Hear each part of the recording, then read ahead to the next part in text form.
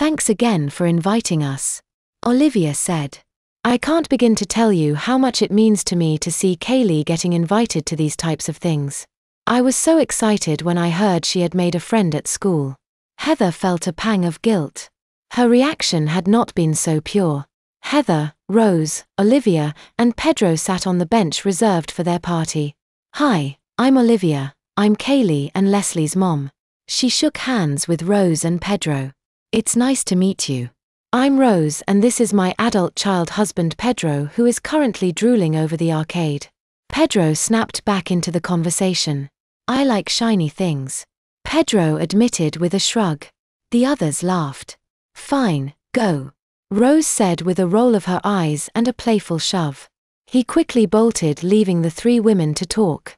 She turned her attention back to Olivia. I am really happy as well. Ella has made a friend. Are you her grandparents? Olivia asked and Rose laughed. No, my husband and I just retired from the hospital Ella had been staying in. I was her nurse for a couple years, and Pedro was an environmental specialist. We're thinking of moving in the area. This was news to Heather. She bit her lip. Ella would be ecstatic. She had never seen her so happy or talkative as she had been when she saw Rose. Heather felt a pang in her chest as she thought about what Rose had said last night. They had been planning on taking her in. Rose had the training to care for Ella in ways Heather could not. Would she have been better off with Rose and Pedro? Rose and Ella seemed to have a bond which Heather feared she would never have. She loved Ella, but it seemed she was making the wrong move at every turn. Rose had warned her of the difficulties of taking in a special needs child, but she had brushed her concerns off. She kept comparing her to a typical 11-year-old and Ella was the one paying for it. Now, after hearing what had happened to Ella in her past, she knew she could never give her the kind of care Ella truly needed. She knew inside that if she truly loved Ella, she would have to let her go. So last night, after they had learned the truth, they had sat down and talked it over. After the party and the excitement had died down, they would ask her and let Ella choose. She could stay here and continue to be a part of their family, or she could go with Rose. She had been let down by so many people in her life, she didn't want Ella to feel she had abandoned her too. When the group had made it back to the table for lunch, followed by cake and ice cream, Ella was exhausted. She had never in her life had so much fun. They had played tag in the tunnels, chased each other with laser guns, jousted, jumped on the trampolines, swung on a rope and landed in a pile of foam blocks. Her only disappointment had been when they told her she was too short to drive a go-kart. Kaylee had stayed behind with Ella while their sisters went on ahead and joked about what catastrophic thing might happen if Kaylee had gotten behind the wheel. Kaylee and Ella both mimicked large explosions with their hands and tallied a possible body count. They had both laughed hysterically when Danielle crashed through the plastic barricade and the whole race had to be stopped so they could fix the track. After that they had gone on the bumper boats. Ella was thrilled when she got to drive one. It had taken a few moments to figure out how to steer it, and Kaylee laughed as they spun in circles in the water. They were both soaked by the time they got off after having fallen victim to Leslie and Danielle tag teaming them from both sides. Now she laid out on the bench holding her stomach. She had eaten too much pizza and ice cream. Reality had come and given her a wake-up call. Her tummy wasn't used to so much junk food and now she desperately had to go. She was mad at herself. The fear was still there, she was still stuck in the same place. Learning the truth had done nothing. Tears slid from her eyes in frustration. She couldn't think of a single way this could end well for her. She wasn't ready to leave. She wouldn't even make it home. She doubted she could even make it to the car. It had come on fast and strong like it had the day they had brought her home.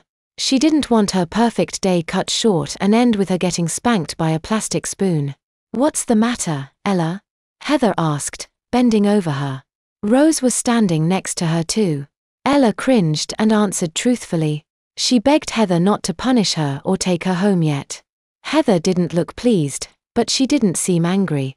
What's wrong, Ella? Rose asked. She has to go number 2. Heather said.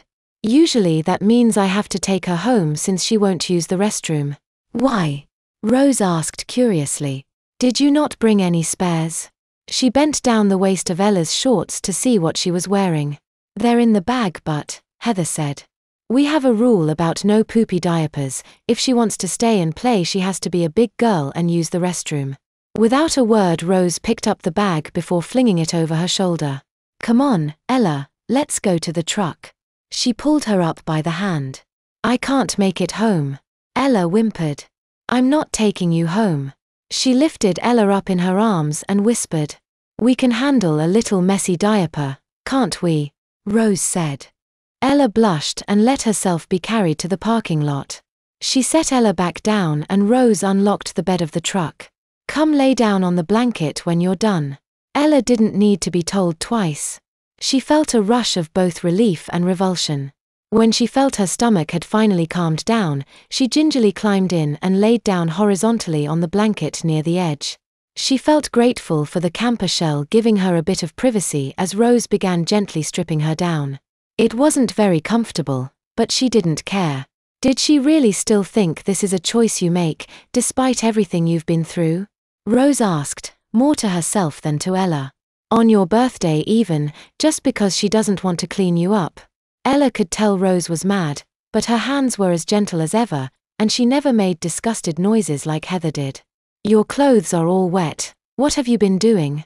Rose asked, turning her attention to Ella. Ella told her about the bumper boats and Rose laughed. I'm glad you're having so much fun. Once she was clean, Rose taped a new diaper on and helped her into a dry change of pants. Ella sat on the bed of the truck and let her legs dangle and Rose joined her. Do you feel better now? Ella nodded, but worried it would happen again. Rose seemed to read her mind. Come get me if you need another change. I remember a certain little girl's stomach being relentless at times. Come here. She lifted Ella into her arms and cradled her there. I've missed you so much. Rose whispered before she began to hum softly. I missed you too. Ella closed her eyes and rested her head against Rose's chest. She had missed this most of all. Rose had a way of making all of Ella's anxiety melt away. I don't want you to go. Come back with me, Rose said.